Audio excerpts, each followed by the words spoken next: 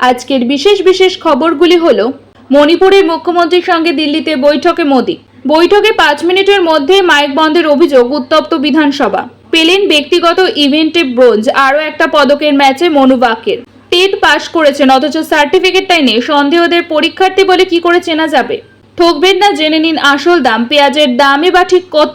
এবারে আসছি বিস্তারিত খবরে। তার পূর্বে অনুরোধ করব, আমাদের চ্যানেলটি অবশ্যই সাবস্ক্রাইব করুন এবং পার্শ্ববর্তী বেল আইকনটি প্রেস করে আমাদের সঙ্গে থাকুন।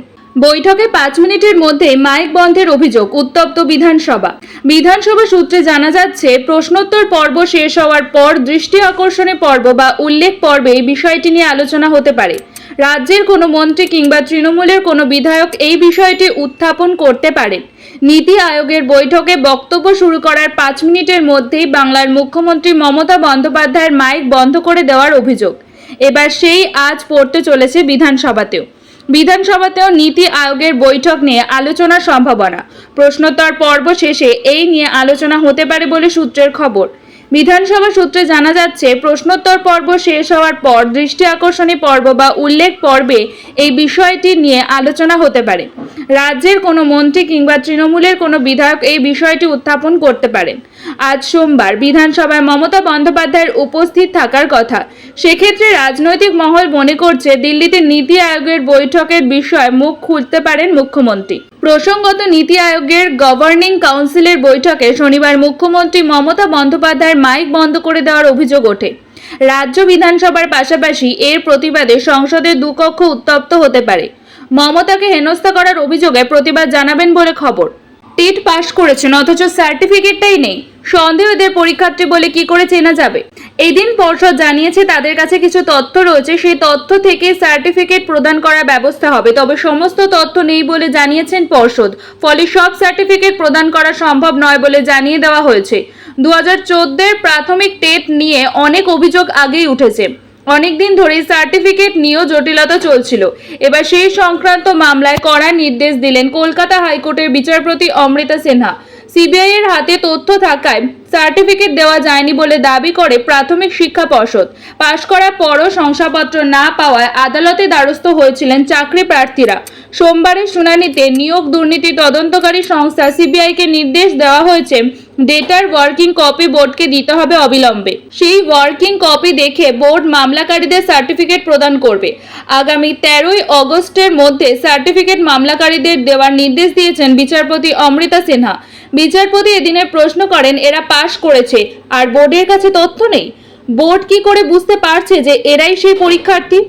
আগের শুনানিতে বোর্ড বলেছিল, ইনস্ট্রাকশন নিয়ে এসে জানানো হবে। এদিন পর্ষদ জানিয়েছে, তাদের কাছে কিছু তথ্য রয়েছে, সেই তথ্য থেকে সার্টিফিকেট প্রদান করার ব্যবস্থা হবে। তবে সমস্ত তথ্য নেই বলে জানিয়েছেন পর্ষদ। ফলে সব সার্টিফিকেট প্রদান করা সম্ভব নয় বলে জানিয়ে দেওয়া হয়েছে। ঠকবেন না, জেনে নিন আসল দাম। পেঁয়াজের দামই বা ঠিক কত? সাধারণ মানুষ বারবার অভিযোগ করছেন, বাজারের দাম নিয়ন্ত্রণের জন্য ট্যাক্স ফোর্সের নজরদারি বা সরকারি নজরদারি প্রয়োজন। সেখানে বাজারে নজরদারি করে দাম কমানোর পরিবর্তে বর্ধিত দামে কেন শিলমোহর দেওয়া হলো, তা নিয়েই প্রশ্ন উঠছে। মাসখানেক ধরে বাজারে গেলেই প্রায় পকেট ফাঁকা হওয়ার জোগাড়। চিংড়ি, ইলিশ নয়, সাধারণ আলু পেঁয়াজে পেট ভরাতেই খরচ হচ্ছে অনেক। সবকিছুর দাম বেড়েছে উল্লেখযোগ্যভাবে। খোদ মুখ্যমন্ত্রী মমতা বন্দ্যোপাধ্যায় দাম নিয়ন্ত্রণে করা বার্তা দিয়েছিলেন।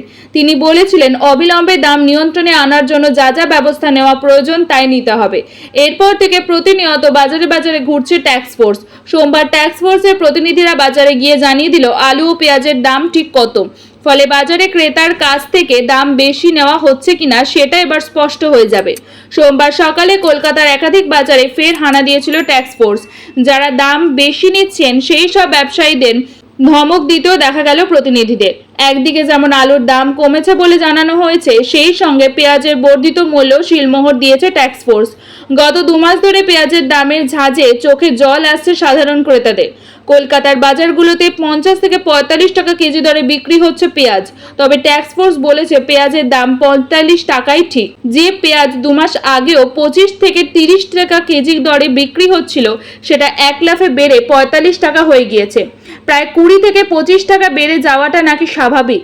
এমনই বলছেন ট্যাক্স ফোর্সের প্রতিনিধি রবীন্দ্রনাথ কোলে। সাধারণ মানুষ বারবার অভিযোগ করছেন বাজারে দাম নিয়ন্ত্রণের জন্য ট্যাক্স ফোর্সের নজরদারি বা সরকারি নজরদারি প্রয়োজন। সেখানে বাজারে নজরদারি করে দাম কমানোর পরিবর্তে বর্ধিত দামে কেন শিলমোহর দেওয়া হলো তা নিয়েই প্রশ্ন উঠছে। ট্যাক্স ফোর্সের এহেন ও নজরদারিতে হতবাক সাধারণ ক্রেতারা।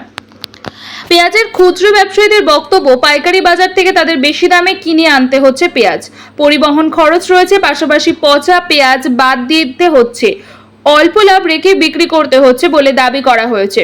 সাধারণ ক্রেতারা মনে করছেন পেঁয়াজের দাম 45 হওয়া ঠিক নয়। 2 মাসের মধ্যে পেঁয়াজের দাম এভাবে এক লাফে 20 থেকে 25 টাকা বেড়ে যাওয়াটা কোনোভাবেই স্বাভাবিক নয়।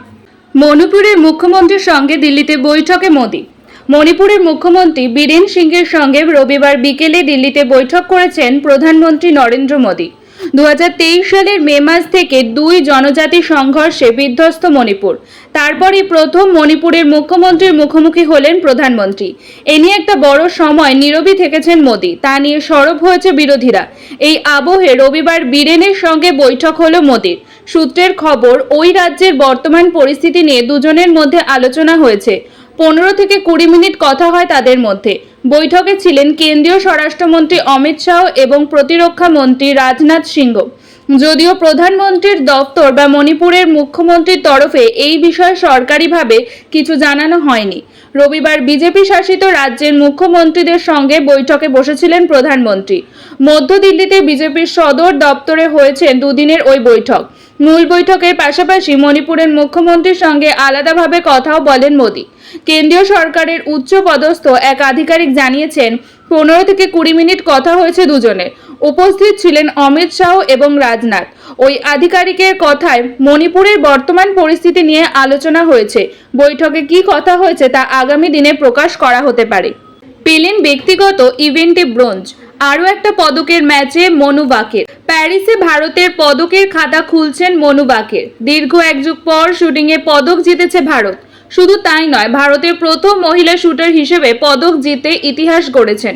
প্যারিসে প্রথম সাফল্যের পর মনু বাকের বলেছিলেন একটা পদকেই থামতে চান না, তার নজরে বাকি ইভেন্টেও। টিম ইভেন্টেও রয়েছেন 22 বছরের মনু বাকের। টোকিওতে বন্দুকের সমস্যায় হতাশা নিয়ে ফিরেছিলেন। এবার শুরুতেই সাফল্য পেয়েছেন। দেশের প্রধানমন্ত্রী ফোন করে কথা বলেছেন মনুর সঙ্গে, তাকে উৎসাহ জুগিয়েছেন। শুরুটা ভালো হওয়ায় আরও পদকের জন্য আত্মবিশ্বাস পাবেন মনু, সেটাও বলেছিলেন মোদি। আরও একটা পদকের স্বপ্ন জিতিয়ে রাখলেন। শুটিংয়ের 10 মিটার এয়ার পিস্তলের মিক্স টিম ইভেন্টের ব্রোঞ্জ পদকের ম্যাচে যোগ্যতা অর্জন করল মনু বাকের সৌরভজোৎ সিংয়ের ভারতীয় জুটি। এদিন 10 মিটার এয়ার পিস্তল ইভেন্টের যোগ্যতা অর্জন পর্বে 3য় স্থানে শেষ করে ভারতীয় জুটি।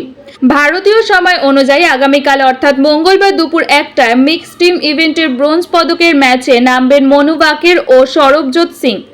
একই ইভেন্টের যোগ্যতা অর্জন পর্বে নেমেছিল আরেক ভারতীয় জুটি রিদম সাওয়ান অর্জুন সিং চিমা। তারা 576 পয়েন্ট নিয়ে 10ম স্থানে শেষ করে, ফলে যোগ্যতা অর্জন করতে ব্যর্থ। ব্যক্তিগত ইভেন্টে পদক জয় মনু বাকের এবং তার মিক্স টিম পার্টনার 580 পয়েন্ট নিয়ে 3য় স্থানে শেষ করে। ব্রোঞ্জ পদকের ম্যাচে মনু বাকেদের প্রতিপক্ষ দক্ষিণ কোরিয়া ও ইয়ে জিনলি ওনহো জুটি।